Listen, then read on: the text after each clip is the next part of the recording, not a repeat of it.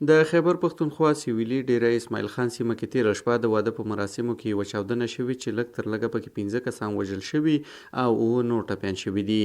په دغه برید کې د امن کمیټې مشر وحید الله چې د جګړې مسجد په نامه هم مشهور و وژل شوی دی. د جګړې مسجد په هکله ویل کیږي چې هغه پخوا د تحریک طالبان پاکستان یا ټي ټي پي غړی پاتې شوی و او د ټي ټي پي د پخواني مشر حکیم الله مسجد له نږدې ملګرو یو شمیرل کېده خو وروسته حکومت ته تسلیم شوی و. په دغه مراسمو کې د امن کمیټې ځینې نورو غړو نور عالم، نور حسن او مصباح هم ګډون کړی و او وحید مسجد د همدې کسانو نږدې ملګری و. نور عالم په دغه برید کې بیا ټپي شوی دی. واده د یو ځایي ټیکهدار د وراره و چې ګڼ شمېر میلمانه وربلل شوي وو. ویل کېږي د واده په مراسمو کې ګډونوالو نڅا او اتڼونه کول چې زوروره چاودنه پرې وشوه.